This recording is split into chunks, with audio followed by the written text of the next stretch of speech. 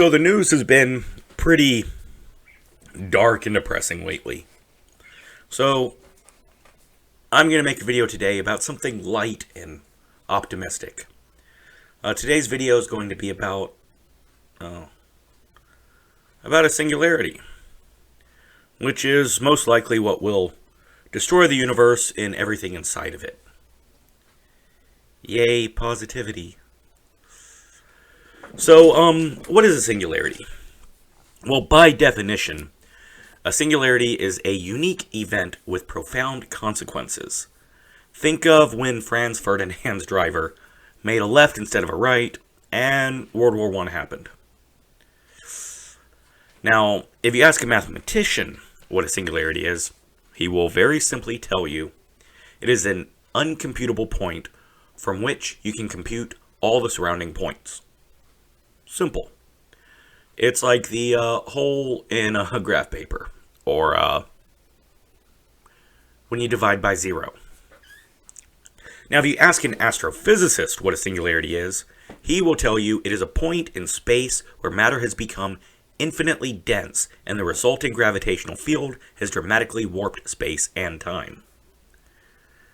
These two definitions actually mean the same thing, but neither one conveys how a singularity exposes the mindfuck that we laughably call reality. The physical idea of a singularity is intimately tied to the mathematical concept. An uncomputable point in space invariably represents the most extreme conditions known to science. Singularities are arguably the best available evidence that the universe is made out of math, because it appears that reality breaks down at the exact places where a math equation breaks down. So around the start of the 20th century, we started to see that the universe was a little weirder than we thought it might have been. So physicists started speculating about what might happen when a star dies. And Oppenheimer and Hartland Snyder put forward a model of the star collapsing to a single point, compacting to infinitesimal size and reaching a measurement of density, which is mathematically infinite. The smaller it gets, the denser it gets. Can't destroy nor create mass, so yeah.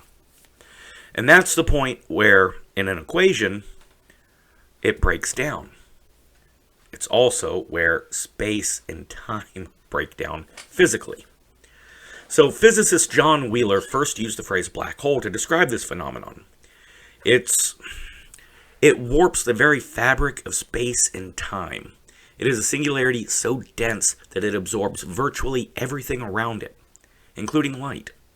Space collapses, the space-time distortion creates an event horizon, the point of no return.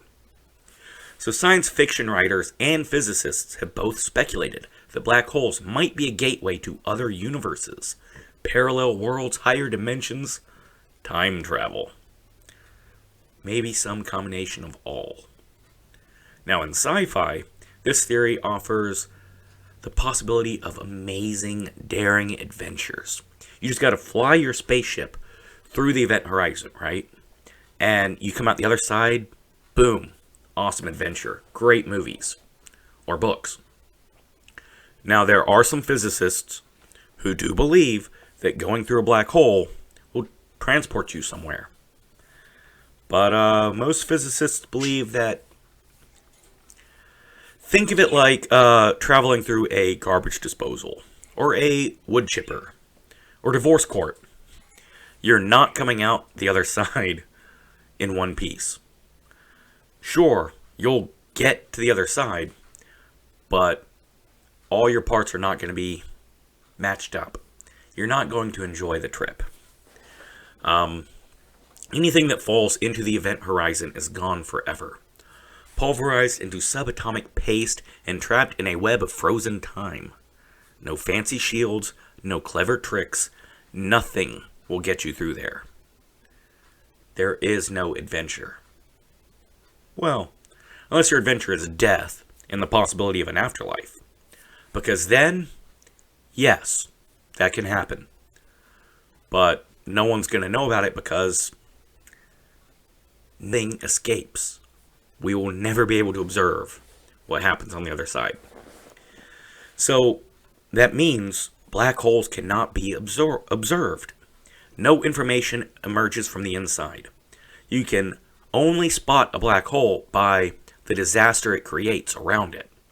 Typical effects include a giant spiraling swirl of matter falling into the singularity. As the matter is pulverized, but before it actually crosses over the event horizon, it emits X-rays. See, X-rays are the very last thing that are able to escape. So, X-rays, like when you get your bones checked, it's highly energetic radiation.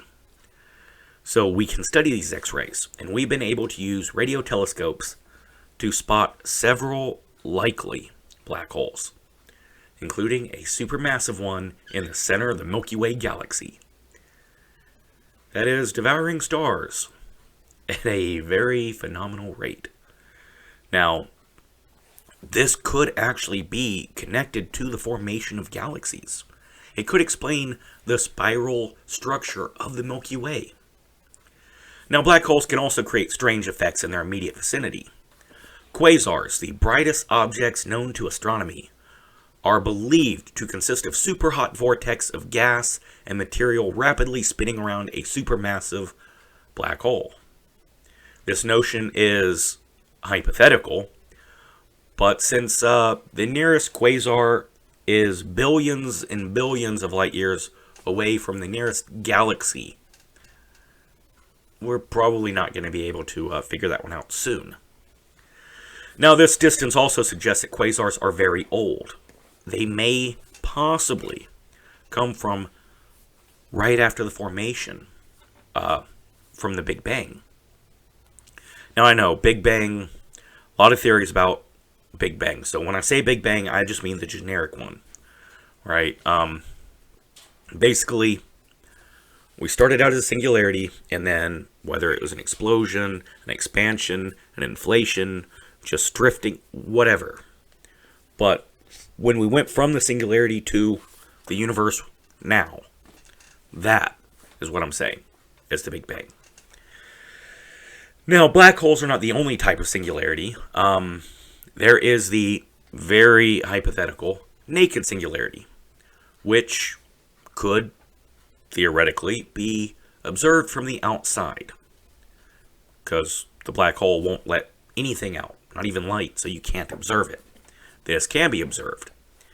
Now, it's been proven mathematically feasibly possible, so yeah, probably not going to see one driving home, unless you're driving by Fort Stewart, Georgia.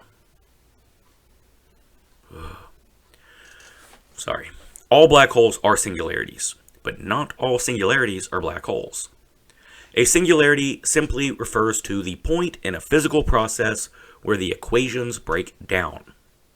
There are theoretical other non-black hole singularities which can occur in quantum physics. Yes, quantum physics. And that's when things get weird and complicated. So I'm not going to go into quantum physics any more than I have to. Somewhat recently, we observed a possible singularity. The relativistic heavy ion collider in Brookhaven, New York. Scientists were smashing tiny particles together just to see what would happen, I guess. Trying to create Dr. Manhattan, maybe? And they created a small black hole-like phenomenon. But the scientists at RHIC were very quick to explain that that black hole was not the same kind of black hole as the giant Galactus destroyer of worlds life exterminating variety. Didn't really need them to explain that because, reality didn't end. But, yeah. It does cause some pause. See, it's odd to suggest that nothing could possibly go wrong with the supervillain backstory that goes on inside a particle accelerator. See, quantum physics experiments are by definition unpredictable, and the behavior of a singularity is unpredictable by definition. So you are using one inherently unpredictable phenomenon, and you create another inherently unpredictable phenomenon, but you're predicting that nothing could go wrong. I'm not sure where I left my doctorate in nuclear physics, but I don't think I need that to spot the hole in that argument. So, if we wake up and the universe has been sucked into a state of mathematical non-existence, I would say there's a good chance you can blame the guys and gals over at RHIC, but I'm going to blame the Green Bay Packers. Bastards. Anyways, I hope you enjoyed this very light, silly video that absolutely has no depressing afterthoughts. Have a great day.